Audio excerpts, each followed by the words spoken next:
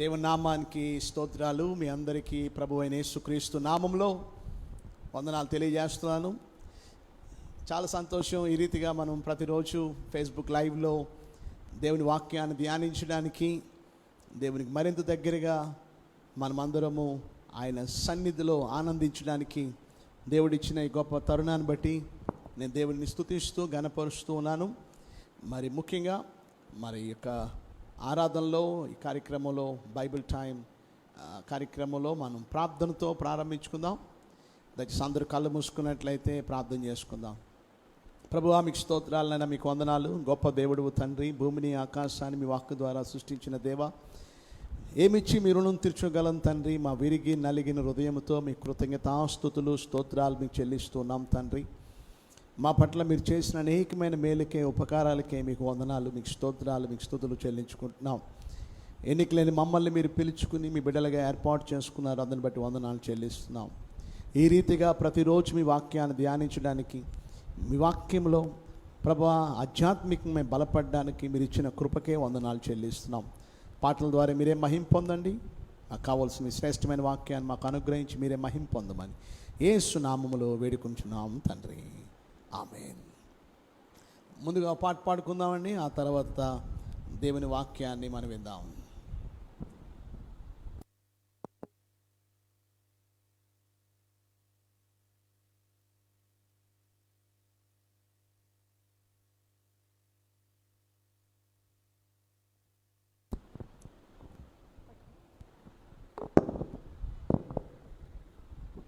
మనందరం కలిసి హల్లెలూయా స్తుతి మహిమ అనే పాట పాడుకోండి.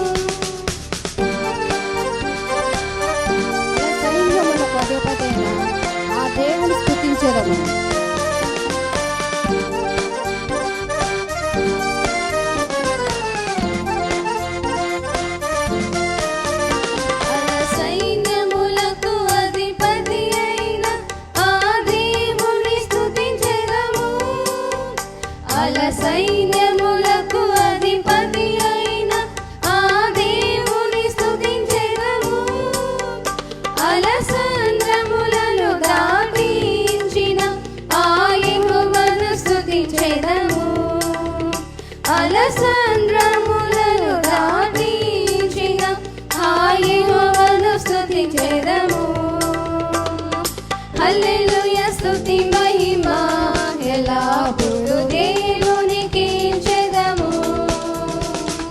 హల్లెలూయా స్తుతి మహిమ ఎల్లప్పుడూ దేవునికి చెదము.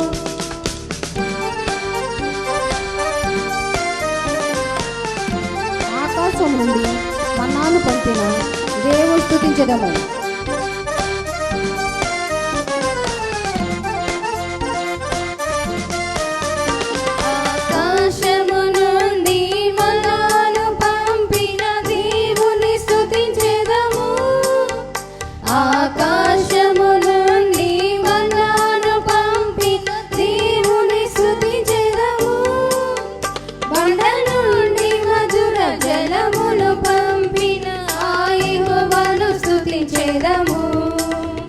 బండ నుండి మధుర జలమును పంపిన ఆ యెహోవాను స్తుతించెదము.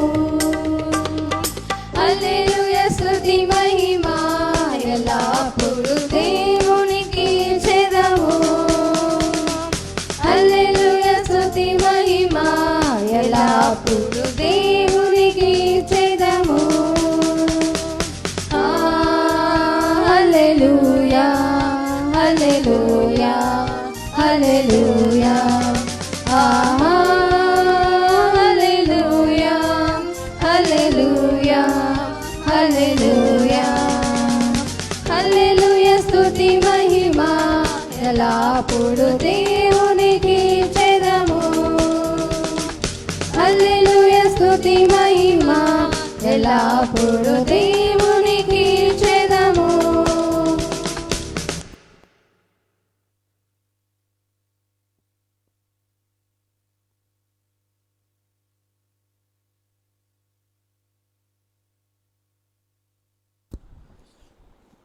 దేవుని నామానికి స్తోత్రాలు. దేవుడిచ్చిన ఈ అద్భుతమైన శ్రేష్టమైన సమయాన్ని బట్టి దేవునికి వందనాలు తెలియపరుస్తున్నాను. ఈరోజు ప్రత్యేకంగా పక్షిరాజు గురించి మనము కొన్ని సత్యాలు మనం తెలుసుకుందాం. అడవిలకు రాజు సింహం, the king of the forest. అలాగే king of the birds is eagle. తెలుగులో పక్షిరాజు అంటారు. It's like a royal bird. పక్షిరాజు గురించి బైబిల్లో సుమారు 34 సార్లు రాయబడి ఉంది. దేవుడు విశ్వాసుల్ని పక్షిరాజుతో పోలుస్తున్నాడు. మనం పక్షిరాజు వలె ఉండాలని, పక్షిరాజు వంటి జీవితాన్ని మనం జీవించాలని దేవుని వాక్యం సెలవిస్తోంది. సుమారుగా పక్షిరాజు యొక్క బరువు 6 నుంచి 7 కేజీల బరువు ఉంటుంది. దాని యొక్క రెక్కలు సుమారుగా 9 అడుగులు, 9 ఫీట్ రెక్కలు ఉంటాయి. ఈరోజు బైబిల్ ఏం సెలవిస్తుంది ఈ పక్షిరాజు గురించి, మనం ఏ పాఠాలు మనం నేర్చుకోవాలి, ఈరోజు మనము చూడబోతున్నాం. మొదటిగా దేవుని యొక్క వాక్యంలో యోబు గ్రంథం 39వ అధ్యాయం, యోబు గ్రంథం 39వ అధ్యాయము 27వ వచనం నుండి చదువుతున్నాను. పక్షిరాజు నీ ఆజ్ఞకి లోబడి ఆకాశ వీధికి ఎక్కున, తన గూడు ఎత్తైన చోటను కట్టుకున్న, అది రాతి కొండ మీద నివసించును, కొండ పేటు మీదను ఎవరును ఎక్కజాలని ఎత్తు చోటను గూడు కట్టుకును. ఇక్కడ ఈగల్స్ నెస్ట్ గురించి ఇక్కడ చెప్పబడింది. దాని యొక్క గూడు ఎక్కడ కట్టుకుంటుంది, ఎలా కట్టుకుంటుందో ఇక్కడ మనం చూస్తున్నాం. అది ఎత్తైన చోట కట్టుకుంటుందట. రెండవది కొండ పేటు మీద, బండ మీద తన గూడు కట్టుకుంటుంది. మూడవది ఎవ్వరు ఎక్కజాలని ఎత్తైన చోట అది గూడు కట్టుకుంటుంది. అంటే దాని యొక్క నివాసం, దాని ఇల్లు, దాని గూడు చాలా స్ట్రాంగ్గా ఉంటుంది అనే విషయాన్ని మనం తెలుసుకోవాలి. ఎందుకు అంత ఎత్తుగా కట్టుకుంటుందంటే ఇంకా దానికి ఏ డేంజరు దానికి రాదు. ఎవరో వచ్చి ఏమండి దాని యొక్క గూడుని పీకేస్తారేమో, దాన్ని తీసేస్తారేమో అని భయం కూడా దానికి ఉండదు. సుమారుగా మనం గమనిస్తే పక్షులు, పిచ్చుకలు కానీ, ఇక కాకులు కానీ, ఈ చిన్న చిన్న రామచిలుకలు కానీ, ఈ గూడులు ఎంత ఎత్తు ఉంటాయంటే 10 అడుగులు, 20 అడుగులు, 30 అడుగులు ఎత్తులో ఉంటాయి. కానీ పక్షిరాజు యొక్క గూడు ఎంత ఎత్తులో ఉంటుందో మీకు చెప్పమంటారా? పక్షిరాజు యొక్క గూడు ఎంత ఎత్తులో కట్టుకుంటుందంటే 10 అడుగులు, 20 అడుగులు కాదండి, సుమారుగా 10,000 అడుగులు ఎత్తులో కట్టుకుంటుందట. 10,000 ఫీట్ ఎత్తులో దాని యొక్క గూడు కట్టుకుంటుంది. సుమారుగా మీరు గమనిస్తే ఆ గూడు కూడా, ఆ నివాసం కూడా, ఆ నెస్ట్ ఎంత బరువు ఉంటుందంటే 2 టన్నులు బరువు ఉంటుందట. ఎన్ని టన్నులు అండి? 2 టన్నులు. ఇంకా మీరు గమనిస్తే దాని యొక్క గూడు వెడల్పు కూడా 8 అడుగులు ఉంటుందట. దాని లోతు ఆ లోపల లోతు సుమారుగా 2 అడుగులు ఉంటుంది. ఇక పైన చుట్టూ కూడా పెద్ద పెద్ద ముళ్ళతో ఉన్న కర్రలతో చుట్టూ దాని ఫెన్సింగ్ లా చేసుకుంటుంది. లోపల కూడా అలాంటి ముళ్ళుతోనే ఏర్పాటు చేసుకుని, మరి పై భాగంలో మాత్రం సాఫ్ట్ లేయర్గా కొన్ని లీవ్స్ని, కొన్ని బ్రాంచెస్ని, కొన్ని ప్రత్యేకంగా ఆకుల్ని తీసుకుని వచ్చి సాఫ్ట్ ఆకుల్ని చక్కగా పరుస్తుంది అనమాట. అంటే ఒక డల్ల పరుపులాగా ఉంటుంది లోపల. అలా సిద్ధపరుచుకొని అందులో గుడ్లు సిద్ధపరుస్తుంది. సో దాని యొక్క నివాసం, దాని యొక్క గూడు చాలా ఎత్తైన చోట, సుమారు 10,000 అడుగుల ఎత్తులో, చాలా పకడ్బందీగా, చాలా స్ట్రాంగ్గా 2 టన్నుల బరువైన ఆ గూడు కట్టుకుంటూ, ఇంత స్టాటిస్టిక్స్గా, ఇంత చక్కగా, ఇంత పకడ్బందీగా కట్టుకుంటుంది కనుక ఇక దానికి ఎటువంటి భయము దానికి ఉండదు. గాలి రానే, తుఫాన్ రానే, ఏమి రానే నాకు భయం లేదు. ఎవరు కూడా అంత ఎత్తు వచ్చి నా గూడుని తీసివేయలేరు. ఈరోజు ఈ పక్షిరాజు యొక్క గూడు మనకేమి నేర్పిస్తుంది? మొదటి పాఠం, మన గూడుని, మన ఆత్మీయమైన జీవితాన్ని, మన ఇంటిని మనం ఎలా కట్టుకుంటున్నాం. ఈ పక్షిరాజు తన యొక్క గూడు బండ మీద ఎలాగైతే కట్టుకుంటుందో, కొండ పేటు మీద. ఏమండి, ఈరోజు మన ఆత్మీయమైన జీవితాన్ని, మన పునాదిని బండ మీద వేసుకుంటున్నామా లేక ఇసుక మీద కట్టుకుంటున్నామా? బైబిల్లో ప్రభు ఉపమానం చెప్పారు కొండ మీద ప్రసంగంలో. అక్కడ మీరు గమనిస్తే బుద్ధి గలవాడు, బుద్ధి లేనివాడు ఇద్దరు ఇల్లులు కట్టారు. చూడండి, మత్తయి సువార్త 7వ అధ్యాయంలో మీరు గమనిస్తే 24వ వచనంలో, ఈ నా మాటలు విని వాటి చొప్పున చెయ్యు ప్రతివాడును బండ మీద తన ఇల్లు కట్టుకుని బుద్ధిమంతుని పోలి ఉండెను. వాన కురిసెను, వరదలు వచ్చెను, గాలి విసిరి ఆ ఇంటి మీద కొట్టెను, కానీ దాని పునాది బండ మీద వేయబడిన గనుక అది పడలేదు. మరియు ఈ నా మాటలు విని వాటి చొప్పున చెయ్యని ప్రతివాడును ఇసుక మీద తన ఇల్లు కట్టుకున్న బుద్ధిహీనుని పోలి ఉండెను. వాన కురిసెను, వరదలు వచ్చాను, గాలి విసిరే ఇంటి మీద కొట్టాను, అప్పుడు అది కూలబడిను, దాని పాటు గొప్పదని చెప్పాను. ఇద్దరు కట్టారు ఇల్లులు. ఒకడు బుద్ధిమంతుడు, మరొకడు బుద్ధిహీనుడు. ఇద్దరూ అద్భుతంగానే కట్టారు. ఇద్దరూ ఇంటికి ఒకటే పెయింట్ వేశారు. ఇద్దరూ ఒకే రకమైన తలుపులు పెట్టించారు. ఇద్దరూ ఒకే రకంగా కింద ఫ్లోరింగ్ చేయించారు, మార్బుల్ వేయించారు, అన్నీ బాగానే ఉన్నాయి. కానీ విషయం ఏంటంటే, ఒకరేమో బండ మీద కట్టారు, మరొకరేమో ఇసుక మీద కట్టారు. 2 గృహప్రవేశాలు అయిపోయి ఇద్దరు లోపల దిగిపోయారు, అంతా బాగానే ఉంది. కానీ ఒకరోజు పరీక్ష సమయంలో పెద్ద గాలి రాగానే, దానికి ముందు వాన కురిసిందంట, వరదలు వచ్చాయంట, గాలి విసిరి ఇంటి మీద కొట్టగానే ఈ బండ మీద కట్టబడిన ఇల్లు మాత్రం ఆ వానకు కానీ, ఆ తుఫానుకు కానీ, లేక ఆ వరదలకు కానీ, గాలికి కానీ చెక్కు చెదరకుండా స్ట్రాంగ్. ఎందుకంటే అది బండ మీద కట్టబడింది. కానీ ఇసుక మీద కట్టబడిన ఇల్లు ఏమైంది చెప్పండి? ఆ వర్షానికి, తుఫానికి, ఆ వరదలకి, ఆ గాలికి అది కొట్టుకుపోయింది. ఈరోజు నీ ఆత్మీయుల జీవితం ఏ విధంగా ఉంది? బండ మీద ఇల్లు కట్టబడడం అంటే ఏంటి? ఇసుక మీద కట్టబడడం అంటే ఏంటి? బండ మీద కట్టబడడం అనగా అర్థం వాక్యాన్ని విని వాక్యానుసారంగా జీవించడం. Hearing is not only important, దాన్ని ప్రాక్టికల్ లైఫ్లో ప్రాక్టీస్ చేయడం కూడా చాలా ముఖ్యం. చాలామంది వాక్యాన్ని వింటారు, చాలా బాగా చెప్పారు, చాలా బాగా చెప్పారని మార్కులు వేస్తుంటాం.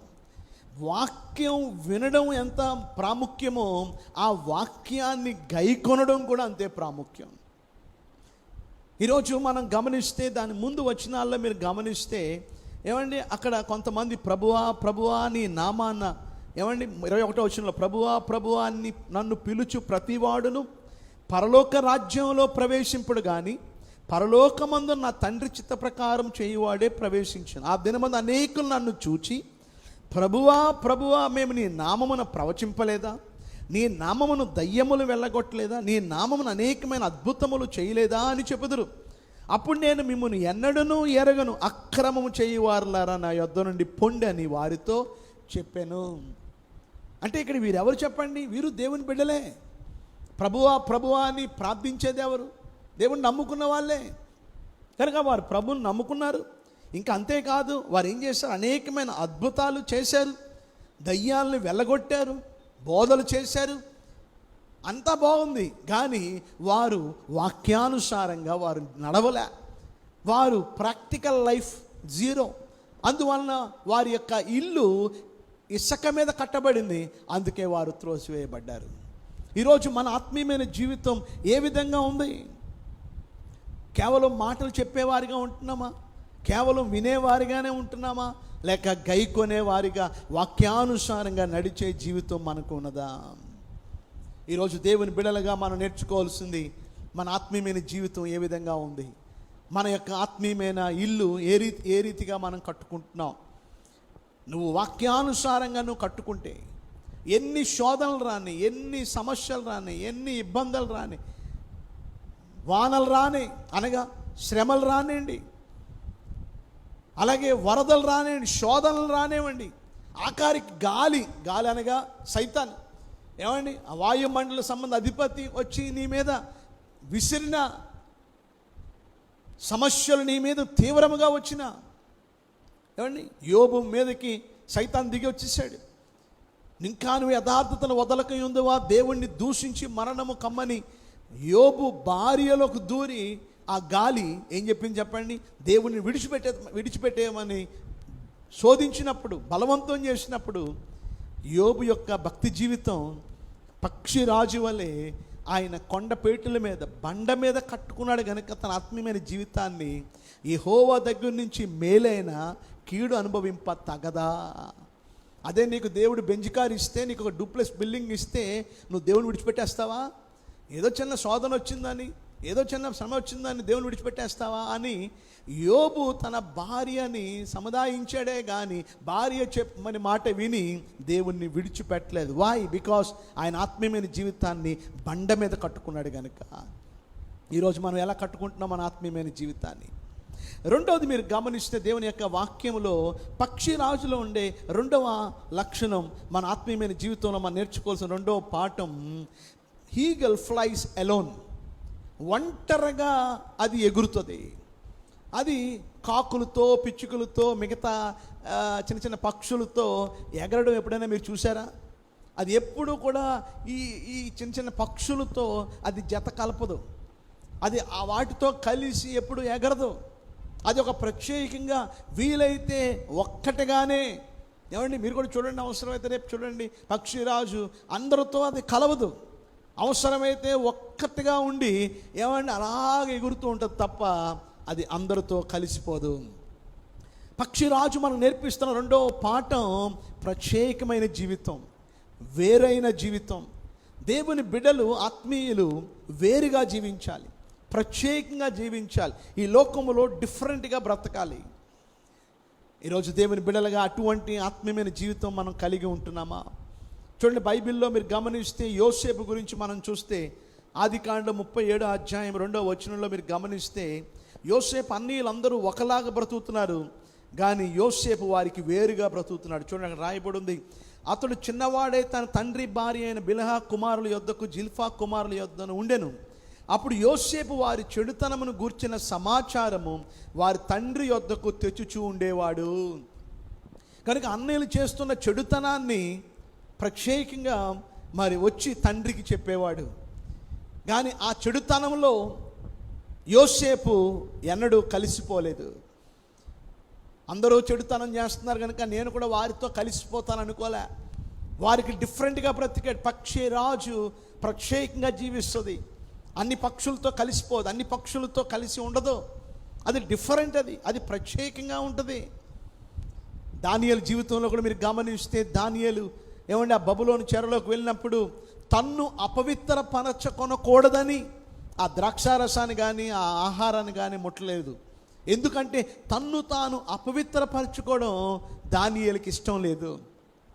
అంటే దానియేలు అందరితో పాటు బయలుదేరి వెళ్ళినా, అందరితో పాటు చెరలో మరి వాళ్ళతో పాటు ఉన్నప్పటికీ కూడా దానియేలు వేరుగా జీవించాడు. దానియేలు ప్రత్యేకంగా జీవించాడు. దానియేలు యొక్క ఆత్మీయమైన జీవితాలను చూసి ముగ్గురు ఏమండి షడ్రక్ మేషక్ అబేద్నెగో అనేవారు, వారు కూడా మేము కూడా దానియేలు వలె మేము కూడా ఆహారాన్ని ముట్టాం, ఆ పానీయాన్ని మేము త్రాగం, మాకు ద్రాక్షారసానికి బదులు నీళ్ళు ఇవ్వండి, మాకు మాంసాహారం బదులు మాకు వెజిటేరియన్ ఇవ్వండి అని వారు అడగడం జరిగింది. ఎందుకంటే తమను తాము అపవిత్రపరచుకోవడం వారికి ఇష్టం లేక. ఈరోజు ఎంతమంది దేవుని కొరకు అటువంటి రాజీ పడలేని ఆత్మీయమైన జీవితాన్ని, ప్రత్యేకమైన జీవితాన్ని, వేరైన జీవితాన్ని జీవిస్తున్నారు చెప్పండి. We are called by God to be holy, to live differently. దేవుడు మనల్ని పరిశుద్ధులుగా ఉండుటకు పిలువబడ్డాం. ఎందుకంటే మన దేవుడు పరిశుద్ధుడు కనుక మనమందరము పరిశుద్ధంగా ఉండాలి.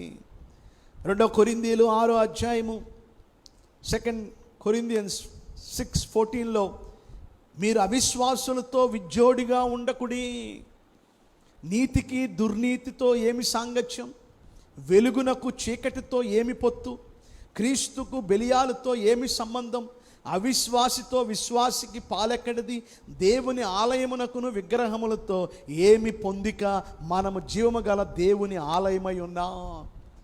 కనుక ఈరోజు మనం అవిశ్వాసులతో కలిసిపోతున్నామా, వేరుగా మనం ఉంటున్నామా? నీతికి దుర్నీతికి ఏమి సాంగత్యం, వెలుగుకి చీకటికి ఏమి పొత్తు? ఏమంటే వెలుగున్న దగ్గర చీకటి ఉండదు, చీకటి ఉన్న దగ్గర వెలుగు ఉండదు. ఈరోజు అటువంటి ప్రత్యేకమైన జీవితాన్ని మనం జీవించగలుగుతున్నామా? రోమా 12:1-2 అలా మనం జీవించాలంటే మనల్ని మనం సజీవ యాగంగా మన జీవితాన్ని దేవునికి, మన శరీరాల్ని సమర్పించుకునే వారిగా ఉండాలి. ఈరోజు మనం దేవుడు మనల్ని ప్రత్యేకంగా దేవుడు మనల్ని పిలుచుకున్నాడు. 1 పేతురు 4వ అధ్యాయము 2వ అధ్యాయము 9వ వచనంలో మనం గమనిస్తే 1 పేతురు 2:9 అయితే మీరు చీకట్లో నుండి ఆశ్చర్యకరమైన తన వెలుగులోనికి మిమ్మల్ని పిలిచిన వాని గుణాతిశయములను ప్రచురము చేయి నిమిత్తము ఏర్పరచబడిన వంశమును, రాజులైన యాజక సమూహమును, పరిశుద్ధ జనమును, దేవుని సొత్తైన ప్రజలై ఉన్నారు. ఒకప్పుడు ప్రజగా ఉండక ఇప్పుడు దేవుని ప్రజ అయితేరి, ఒకప్పుడు కనికరింపబడక ఇప్పుడు కనికరింపబడిన వారైతేరి. మీరు చీకట్లో నుండి ఆశ్చర్యకరమైన వెలుగులోనికి మీరు వచ్చారు. ఇంకా మనం చీకటి వారం కాదు. ఒకప్పుడు చీకట్లో చిందులాడాం, ఒకప్పుడు చీకట్లో జీవించాం, పాపములో అంధకారంలో బ్రతికాం. దేవుడు మనల్ని వేరు చేశాడు. మనం పరిశుద్ధంగా వేరుగా మనం జీవించగలుగుతున్నామా? మన మాట వేరుగా ఉంటుందా? మన చూపులు వేరుగా ఉంటున్నాయా? మన ఆలోచనలు వేరుగా ఉంటున్నాయా? మన తలంపులు వేరుగా ఉంటున్నాయా? మన నడత వేరుగా ఉంటుందా? మన యొక్క మార్గం వేరుగా ఉంటుందా? ఈరోజు మన ఆలోచనలు వేరుగా ఉండాలి. మన లైఫ్ డిఫరెంట్గా ఉండాలి. ఈరోజు పక్షిరాజు మనకు నేర్పిస్తున్న 2వ పాఠం ఏమిటి అంటే, అందరితో కలిసిపోదు, అందరితో కలిసి అది ఎగరదు. వీలైతే అవసరమైతే అది వేరుగా ఉంటుంది. అది ఎగరాలనుకుంటే పక్షి రాజులతోనే, మిగతా గ్రద్దలతో ఎగురుతుందేమో కానీ ఈ చిన్న చిన్న కోడి పిల్లలతో, ఏమండి ఈ కాకులతో, పిచ్చుకలతో అది ఎగరదు. అది ప్రత్యేకంగా ఉంటుంది. ఎందుకంటే దేవుడు దాన్ని ఒక ప్రత్యేక రీతిగా దేవుడు దాన్ని తయారు చేశాడు. దాన్ని ఒక ప్రత్యేక రీతిగా దేవుడు దాన్ని సిద్ధపరిచాడు. ఈరోజు మనల్ని కూడా దేవుడు పరిశుద్ధులుగా, యాజక సమూహముగా, దేవుని సొత్తైన ప్రజలుగా, ప్రత్యేక జనాంగంగా మనల్ని దేవుడు చేశాడు. కనుక మన ఈ లోకానికి వేరుగా, ప్రత్యేకంగా మనం జీవించే వారిగా ఉండాలి. చివరిగా 3వది, చాలా విషయాలు ఉన్నాయి కానీ అవి రేపు చెప్తాను. మీకు 3 వాక్యాలు చెప్పి నేను ముగిస్తాను. 3వది చివరిగా మీరు గమనిస్తే, ఈగల్స్ లవ్ స్టార్మ్. గ్రద్దలు లేక పక్షిరాజులకి తుఫాన్ అంటే, గాలి తుఫాన్లు అంటే దానికి చాలా ఇష్టం. ఏమండి, పక్షిరాజులకి తుఫాన్లు అంటే చాలా ఇష్టం. సాధారణంగా వాతావరణం మారిపోయినప్పుడు, ఏమండి, సాధారణంగా మీరు గమనిస్తే నల్లటి మబ్బు వచ్చి రాగానే, ఏమండి, ఇక వర్షం మొదలైపోతుంది, తుఫాను, ఏమండి, గాలి మొదలైపోగానే మీరు గమనిస్తే పక్షులన్నీ కూడా, ఈ పిచ్చుకలు, కాకులు, మిగతా పక్షులన్నీ కూడా ఏం చేస్తాయి చెప్పండి? మొత్తం అన్నీ కూడా ఏం జరుగుతుంది చెప్పండి? కిందకు వచ్చేస్తాయి. మొత్తం అన్నీ కిందకు వచ్చేస్తాయి. ఎగిరేవన్నీ కూడా ఏదో నీడకి, చెట్టు కిందకో లేకపోతే ఏ డాబా కిందకో వచ్చి, ఏమండి, అవి విశ్రాంతి తీసుకుంటాయి. ఆ తుఫానికి భయపడిపోతూ ఉంటాయి అవి. కానీ ఒకటే ఒక పక్షి, అదే పక్షి రాజు తుఫాను చూస్తే దాకోదు, తుఫాను చూస్తే భయపడదు. ఆ తుఫాన్ని ఛేదించుకుంటూ, ఏమండి, ఆ గాలిని ఛేదించుకుంటూ, ఏమండి, ఆ మేఘాలని కూడా దాటి, ఆ మేఘాలను దాటి పైకి అది ఎగురుకుంటూ వెళ్ళిపోతూ ఉంటుంది. మనంత పైకి అది ఎగురగలుగుతుందంటే దాని శక్తి వంట కాదు. ఏమంటే దాని రెక్కల్ని కొట్టి కొట్టి కొట్టి ఎగరదు అంత పైకి. అసలు దాని రెక్కల్నే ఉపయోగించదు, జస్ట్ ఆ రెక్కల్ని అలా చాపి ఉంచుతుంది అంతే. కానీ అంత పైకి ఎలా ఎగురగలుగుతుందో మీకు తెలుసా? మేఘాలను కూడా ఛేదించుకొని అంత ఎత్తుగా వెళ్ళడానికి కారణం ఏంటో మీకు తెలుసా? ఆ గాలిని అడ్వాంటేజ్గా తీసుకొని, ఆ గాలి యొక్క సహకారం తీసుకొని, ఆ గాలి యొక్క సపోర్ట్ తీసుకొని అది కేవలం రెక్కలను అలా చాపుతుంది అంతే. అది అలా పైకి ఎగిరిపోతూ ఉంటుంది. అంటే దాని ఆధారం తన రెక్కలు కాదు, గుర్తుపెట్టుకోండి. దాని ఆధారం రెక్కలు కాదు, దాని ఆధారం గాలి. ఆ గాలి వాటాను బట్టి అది అలా పైకి ఎగిరిపోతూ ఉంటుంది. ఈరోజు మన జీవితంలో కూడా నువ్వు ఎవరి మీద నువ్వు ఆధారపడుతున్నావు? మిగతా పక్షులు తన రెక్కల మీద ఆధారపడితే ఆ రెక్కలతో కొట్టి కొట్టి కొట్టి అలిసిపోయి ఇక ఎగరలేక కిందకు వచ్చేస్తుంటాయి. కానీ పక్షిరాజు తన రెక్కల మీద ఆధారపడదు, అది ప్రత్యేకంగా గాలి మీద ఆధారపడుతుంది.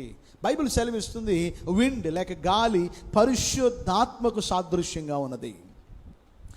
ఈరోజు గాలి మీద ఏ విధంగా అయితే ఆధారపడుతుందో ఈ పక్షిరాజు, దేవుని బిడలగా నువ్వు ముందుకి పైకి పైకి పైకి పైకి నువ్వు అభివృద్ధి అవ్వాలి అంటే నీ జీవితంలో దేవుని మీద నువ్వు ఆధారపడాలి, పరిశుద్ధాత్మ మీద నువ్వు ఆధారపడాలి. పరిశుద్ధాత్మ దేవుడు సహకారం మనకు ఎప్పుడైతే మనం కోరుకుంటామో మన జీవితంలో పైకి పైకి మనం ఎగరగలం. గాలి తుఫాన్లు అనేవి సర్వసాధారణం. ఏమండి, ఒకసారి గాలి తుఫాన్ వచ్చింది, రెండోసారి మళ్ళీ గాలి తుఫాన్ వస్తే పక్షిరాజుకి ఇంకా సంతోషం, ఇంకొకసారి పైకి పైకి వెళ్ళగలనని ఇంకా ఆనందిస్తుంది. మూడోసారి వస్తే ఇంకా ఇంకా ఆనందిస్తుంది. అయితే మనం గాలి తుఫాన్ లాంటి ఈ శ్రమలు, ఏమండి అనారోగ్యాలు, ఈ ఈ ఈ సమస్యలు మనకు వచ్చినప్పుడు ఏమంటే మొన్నే వచ్చింది మళ్ళీ ఇప్పుడేంటని మనం ఎంతో కృంగిపోతూ ఉంటాం.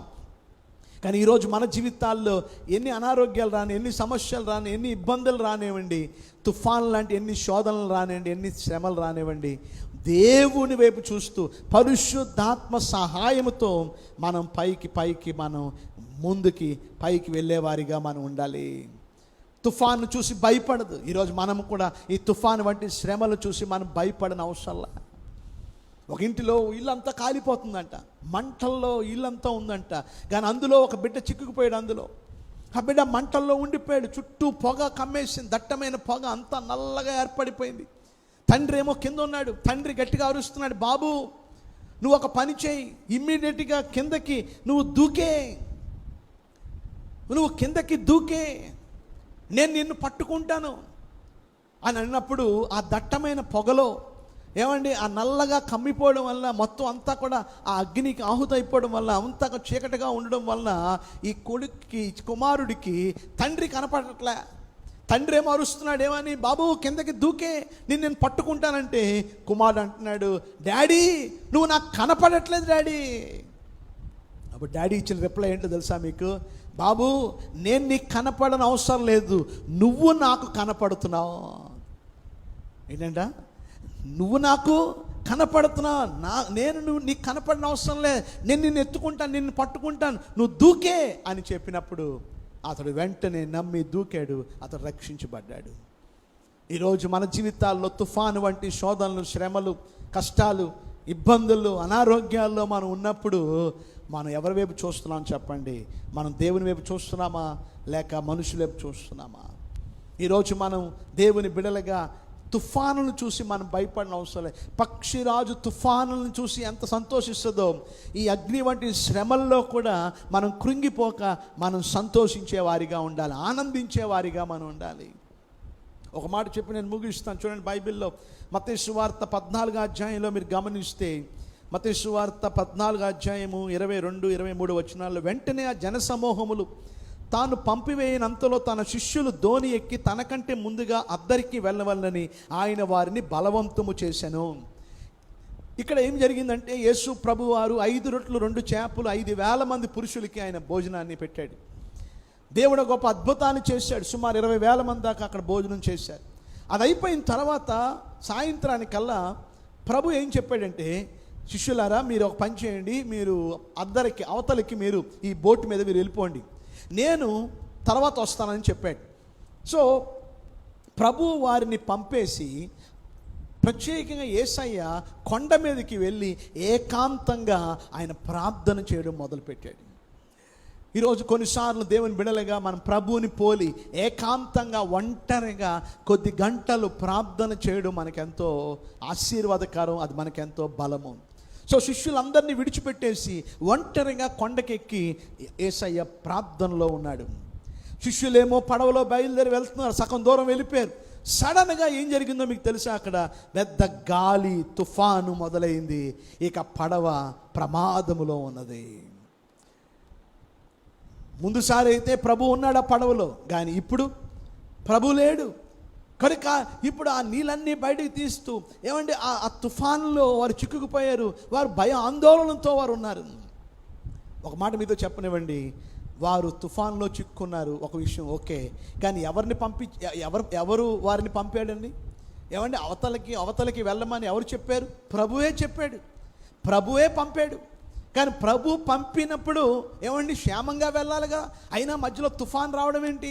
కొన్నిసార్లు దేవుని చిత్తం మనం చేస్తున్నప్పటికీ, దేవుని వాక్యానుసారంగా నడుస్తున్నప్పటికీ, దేవుని కొరకు నమ్మకంగా జీవించినప్పటికీ కూడా కొన్నిసార్లు దేవుడు తుఫాన్లు మన జీవితంలో అనుమతిస్తాడు. వారు ఏమి వ్యతిరేకంగా యోనాలాగా ఏమండి వారు మాట వినకుండా నినివేకి వెళ్ళమంటే తర్షీషుకి యోనా వెళ్ళిపోయినట్టు వీరు వేరే ప్రాంతానికి వెళ్ళిపోలేదు. వారు ప్రభు ఏం చెప్పాడు అదే వారు చేశారు. ప్రభు ఎక్కడికి వెళ్ళమన్నాడు అక్కడికే వెళ్తున్నారు. అలాంటి టైంలో ఎందుకు వచ్చింది తుఫాను? యోనా అయితే మాట వినలేదు కనుక తుఫాను వచ్చింది. మరి ఇక్కడ మాట విన్నప్పుడు కూడా వచ్చింది అంటే దాని అర్థం కొన్నిసార్లు మనం మాట విన్నా, కొన్నిసార్లు మనం నీతిగా యథార్థంగా మనం జీవించినా, కొన్నిసార్లు దేవుడు శ్రమలు, శోధనలు, ఈ తుఫాన్లు వంటి ఈ విపత్కరమైన అలాంటి సమస్యలు, ఇటువంటి ఒక విధంగా చెప్పాలంటే ఒక భయంకరమైన టార్చర్ లాంటి ఈ శోధనలు రాక మానవు. కొన్నిసార్లు మనం అనుకోవచ్చు COVID-19 పాజిటివ్ అనేది, నేను ఎంత నీతిగా ఉంటున్నాను, యథార్థంగా ఉంటున్నాను, యథార్థంగా దేవుళ్ళలో ఉంటున్నాను, నాకే ఎందుకు వచ్చింది ఇది? నేను దేవుళ్ళలో నమ్మకంగా ఉంటున్నాను కదా, అన్నిట్లో యథార్థంగా నమ్మకంగా ఉంటున్నాను కదా, అయినప్పటికీ నాకెందుకు వచ్చింది ఈ కోవిడ్? నేనెందుకు ఈ పాజిటివ్తో నేను హాస్పిటల్లో ఉన్నాను అని మీరు ఒకవేళ కృంగిపోవచ్చు, బాధపడవచ్చు. కొన్నిసార్లు దేవుడు శ్రమల్లో నిన్ను పరీక్షిస్తూ ఉంటాడు. దేవుని వాక్యానుసారంగా నడుస్తున్న కొన్నిసార్లు దేవుడు అనుమతిస్తాడు. అయితే ఒక విషయాన్ని మీరు గమనించాలి, వారు రాత్రంతా కూడా ఆ ప్రయాణంలో ఆ విధంగా వారు ఉన్నప్పుడు ఏం జరిగిందండి? చూడండి, అక్కడ దేవుని యొక్క వాక్యం సెలవిస్తుంది 14వ అధ్యాయంలో.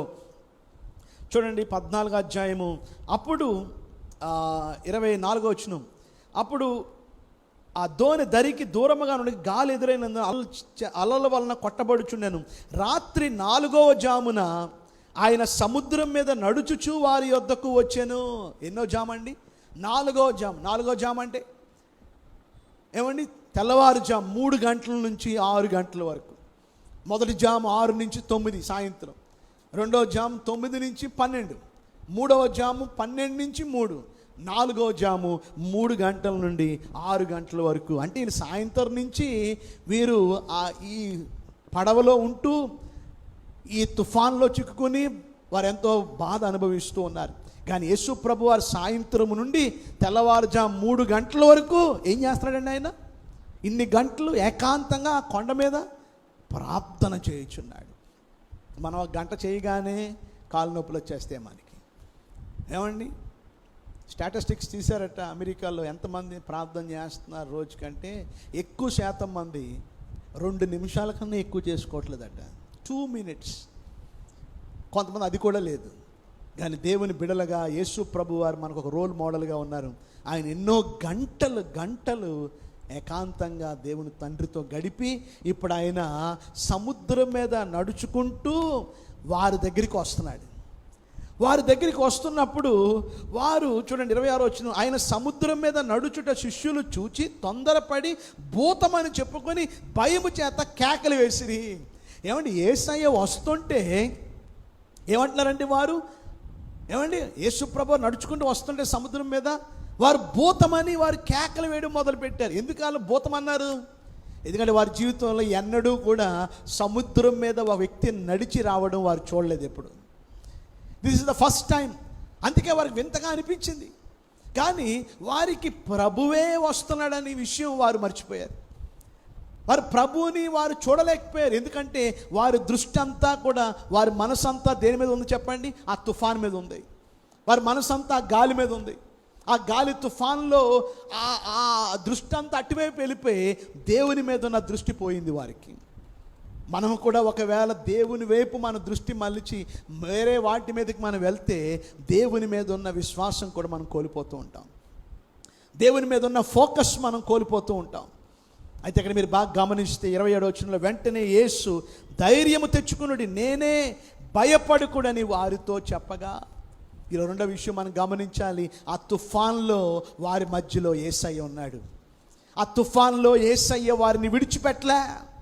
ఈరోజు నీ జీవితంలో తుఫాన్లో, నీ ఒంటరితనంలో, నీ సమస్యల్లో నాకెవరూ లేరు అనుకోవద్దు. నిన్ను దేవుడు ఎప్పుడు విడిచిపెట్టడు. ఆయన నిన్ను విడవడు, ఆయన నిన్ను ఎన్నడు ఎడబాయడు. కనుక ఈరోజు దేవుని బిడలగా మన జీవితాల్లో ఏమండి, ఆ తుఫాను మధ్యలో ప్రభు ఉన్నాడు. వెంటనే పేతురు ఏమన్నాడు చెప్పండి? పేతురు, ప్రభువా నీవే అయితే నీళ్ళ మీద నడిచి నీ యొద్దకు వచ్చేటప్పుడు నాకు సెలవిమ్మని ఆయనతో చెప్పాను.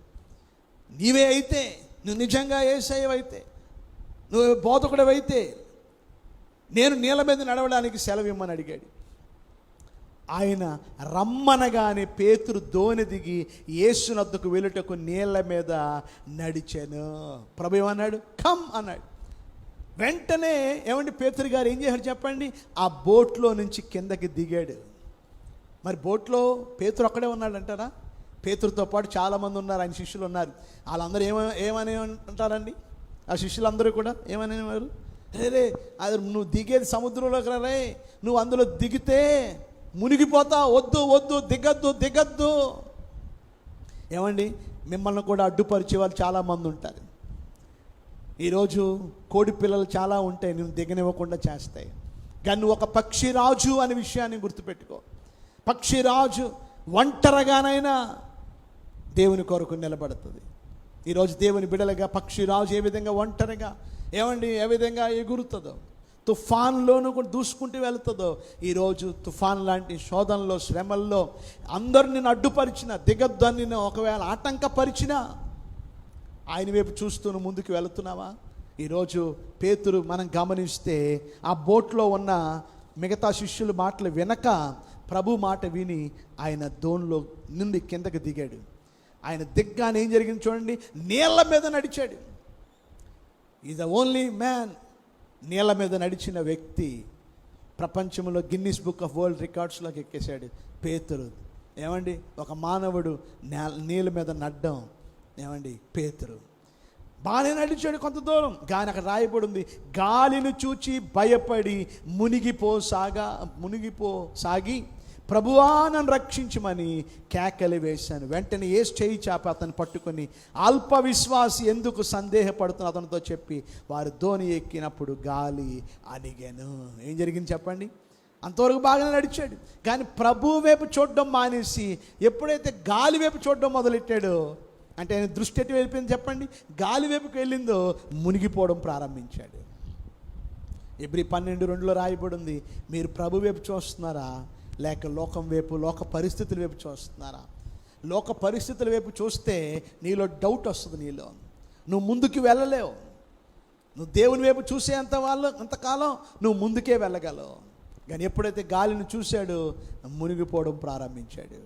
కానీ ఒక మంచి పని చేశాడు, కేకలు వేశాడు, ప్రభువా నేను మునిగిపోతున్నాను, నన్ను రక్షించి నన్ను కాపాడు. వెంటనే ప్రభు చేయి చాపి అతన్ని లేపి ఆ బోట్లోకి రాగానే అంతా కూడా నిమ్మలమైపోయింది. ఆ తుఫాను, ఆ గాలి అంతా కూడా అణిగిపోయింది. ఈరోజు దేవుడే కొన్నిసార్లు తుఫానులు అనుమతిస్తాడు. రెండోది, ఆ తుఫాన్లో నీతో దేవుడు ఉంటాడు, నిన్ను విడిచిపెట్టడు. మూడోది, ఆ తుఫాను కూడా అణిచివేయగల దేవుడు. ఆమేన్. ఆ తుఫాన్ని నిమ్మలపరచగల దేవుడు. అందుకే వారు ఏమన్నారో తెలుసా మీకు? వారు ఏమన్నారు చెప్పండి? చివరిగా వారు ఏమన్నారు చెప్పండి? 14 చివరిలో, అంతటా దోణిలోనున్న వారు వచ్చి నీవు నిజముగా దేవుని కుమారుడు అని చెప్పి ఆయనను మ్రొక్కిరి. ఆయన్ని ప్రైజ్ చేయలేదు. ఆయన ఏం చేశారు చెప్పండి? మ్రొక్కిరి. ప్రైజ్ అంటే స్తుతి, మ్రొక్కడం అంటే వర్షిప్. స్తుతి అంటే ఏంటండి? వర్షిప్ అంటే ఏంటి? స్తుతికి వర్షిప్కి చాలా తేడా ఉంది. కొంతమంది స్తుతి అంటే ఏమండి స్పీడ్ పాటలు, వర్షిప్ అంటే స్లో పాటలు అంటారు. అది కాదు. స్తుతి అంటే హౌ గాడ్ ఈస్ గుడ్, ఎంత మంచి దేవుడు నా దేవుడు, what God he's done in my life అని ఇతరులకి చెప్పడం. నా జీవితంలో దేవుడు ఇంత గొప్ప కార్యం చేశాడు, నా జీవితంలో దేవుడు ఇది చేశాడని నువ్వు దేవుని గురించి ఇతరులకి చెప్పడమే దాన్ని స్తుతి అంటారు. దేవుడు ఎంత మంచి దేవుడో అనేది నీ పాటల ద్వారా, నీ స్తుతి ద్వారా, నీ మాట ద్వారా నువ్వు ప్రజలకి తెలియపరచడం దాన్ని స్తుతి అంటారు. మరి వర్షిప్ అంటే ఏంటి? వర్షిప్ అంటే హూ ఈస్, ఆయన ఏమై ఉన్నాడో, ఆయన ఎవరో నువ్వు తెలుసుకోవడం. ఈరోజు వారు యేసు ఎవరో వారు తెలుసుకున్నారు. If you know who is, you know what he can do. If you know who is, you can know what he can do. ఆయన ఏమై ఉన్నాడో నీకు తెలిస్తే ఆయన ఏం చేయగలడో నువ్వు తెలుసుకోగలవు. కేవలం స్తుతించడమే కాకుండా దేవుణ్ణి ఆరాధిస్తూ ఆయన ఏమై ఉన్నాడో అని నువ్వు తెలుసుకుంటే ఎన్ని తుఫాన్లు రాని, ఎన్ని గాలులు రాని నువ్వు ఎన్నడూ భయపడవు. ఈరోజు పక్షి రాజు మిగతా పక్షుల్లాగా భయపడిపోతూ ఏ కొమ్మల కిందో ఏ డాబా కిందకో దూరిపోయేది కాదు. పక్షి రాజు ఆ తుఫానులు ఛేదించుకుంటూ, ఆ తుఫాన్లోనే ఎగురుకుంటూ, తన శక్తితో కాదు, ఆ గాలి వాటముతో అది కేవలం చేతులు చాపుతూ, ఆ రెక్కలు చాపుతూ అలాగా మేఘాల్ని దాటుకుంటూ పైకి వెళ్ళిపోద్ది. ఈరోజు మనం అటువంటి పక్షి రాజు వలె మనం జీవిస్తున్నామా? ఇంకా అనేకమైన పాఠాలు ఉన్నాయి పక్షిరాజు గురించి, అవి రేపు మనం చూద్దాం. ఈరోజు నేను మీకు 3 విషయాలు చెప్పాను. మొదటిది పక్షిరాజు యొక్క గూడు. పక్షిరాజు యొక్క గూడు ఎక్కడ కట్టుకుంటుందండి? పక్షిరాజు యొక్క గూడు ఎత్తైన చోట. ఎంత ఎత్తైన చోట ఏమండి? 10,000 అడుగుల ఎత్తులో కట్టుకుంటుందట. 10,000 feet హైట్లో. ఈరోజు మన ఆత్మీయుని జీవితాన్ని ఎంత ఎత్తుగా కట్టుకుంటున్నాం? బండ మీద కట్టుకుంటుందట. దాని బరువు, దాని యొక్క నెస్ట్ 2 టన్నుల బరువు. అంటే అంత పకడ్బందీగా కట్టుతుంది. నీ ఆత్మీయుని జీవితం అలా ఉందా? ఒక కర్రని బాగా లోతుగా నాటేమనుకోండి, గాలి రాని, వాన రాని, తుఫాన్ రాని, వరదలు రాని, పడిపోకుండా ఉంటుంది. పైన నాటితే కూలిపోద్ది. ఈరోజు నీ ఆత్మీయుని జీవితం ఏ విధంగా ఉంది? రెండవది, దేవుని బిడ్డలుగా మనము ఒంటరిగానైనా అందరితో కలిసిపోకుండా ప్రత్యేకమైన జీవితాన్ని మనం జీవించేవారిగా ఉండాలి. మూడవదిగా మీరు గమనిస్తే దేవుని బిడ్డలుగా తుఫాన్లో భయపడకుండా, తుఫాన్లో దాక్కుండకుండా, దేవుడు నన్ను విడవడు. తుఫాను కొన్నిసార్లు దేవుడు అనుమతిస్తాడు, తుఫాను మధ్యలో దేవుడు ఉంటాడు, ఆ తుఫాన్ని దేవుడు తీసివేస్తాడని నమ్మి తుఫాన్లో ముందుకు దూసుకుంటూ దేవుని వైపు చూసుకుంటూ ముందుకు కొనసాగే వారిగా ఉండాలి. మరికొన్ని విషయాలు రేపు మనం చూద్దాం. ప్రార్థన చేయకముందు వచ్చిన పాట పాడుకుందాం. గూడి లేని గువ్వలు, దేవుడే మనకి తోడు, దేవుడే మనకి అండ అనే పాటను అందరం కలిసి పాడుకుని దేవుని మనం ఘనపరుద్దాం.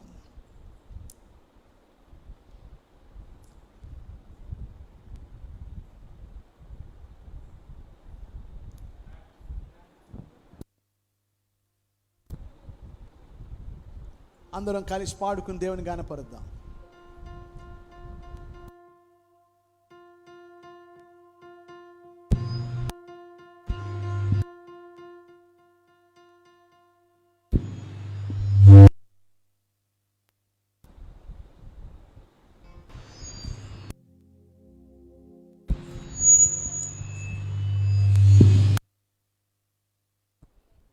Hello test check. Hello, okay.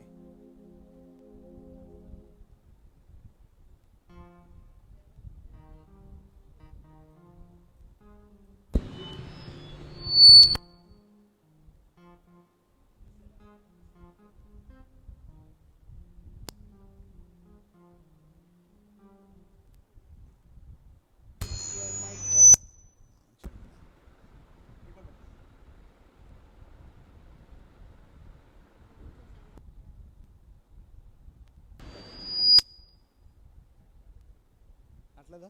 Track పెట్టు.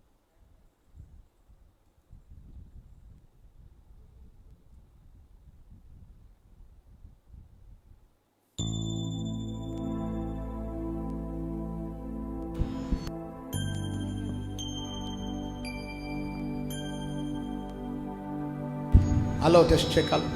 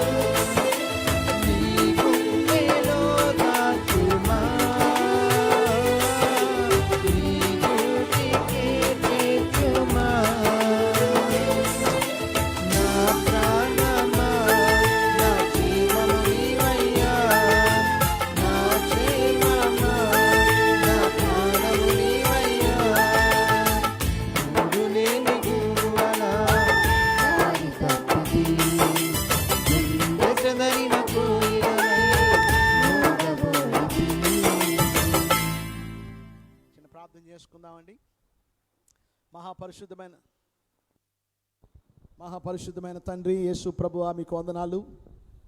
మాకిచ్చిన ఈ అద్భుతమైన శ్రేష్టమైన వాక్యాన్ని బట్టి వందనాలు. పక్షి రాజు వలె మా గూడు, మా ఆత్మీయమైన జీవితాన్ని స్థిరముగా బండ మీద అనగా మీ మీద ఆనుకొని వాక్యానుసారంగా వినువారు మాత్రమే ఉండక వాక్యానుసారంగా నడిచే జీవితాన్ని మాకు దయచేయండి. ఒంటరిగానైనా కొన్నిసార్లు అందరూ మమ్మల్ని విడిచి ఒంటరిగా ప్రయాణం చేయవలసి వచ్చినా మేము పిచ్చుకలతో, కాకులతో, కోడి పిల్లలతో కాక మేము ప్రత్యేకంగా ఈ లోకానికి వేరుగా డిఫరెంట్గా పరిశుద్ధంగా జీవించే భాగ్యాన్ని మాకు దయచేయండి. మా జీవితంలో తండ్రి తుఫాన్లు వచ్చినప్పుడు మిగతా పక్షుల్లాగా భయపడక తుఫాన్ని ఛేదించుకుంటూ ఆ మేఘాలని దాటుకుంటూ మేము ఇంకా పైకి మేము ఎగురుతూ మీ వైపు చూసి ముందు కొనసాగే భాగ్యాన్ని దయచేయండి. తుఫాన్లు మీరు అనుమతిస్తారు, తుఫాన్లో మీరు మాతో ఉంటారు, తుఫాన్ని తీసి నెమ్మదిని మీరు ఇస్తారు. కనుక మీరు మాతో ఉన్నారు, మమ్మల్ని ఎప్పుడు మీరు విడిచిపెట్టరు తండ్రి. మీ వైపు చూస్తూ ముందు కొనసాగే భాగ్యాన్ని మాకు దయచేయండి. మరికొన్ని ఆత్మీయమైన పాఠాలు పక్షిరాజు గురించి మాకు తర్వాత రేపు కూటమిలో కూడా మాకు నేర్పించి మీరే మహిమ పొందమని యేసు నామములో వేడుకొనుచున్నాము తండ్రి, ఆమేన్. సమయం లేక మనం 3 విషయాలు మాత్రమే చూసి ముగించుకున్నాం పక్షిరాజు గురించి. మరికొన్ని ఆత్మీయమైన పాఠాలు రేపు మనం చూడబోతున్నాం. అందరికీ వందనాలండి. God bless you. మీకు అందరికీ మరొకసారి గుడ్ నైట్ తెలియపరుస్తున్నాను. బాయ్.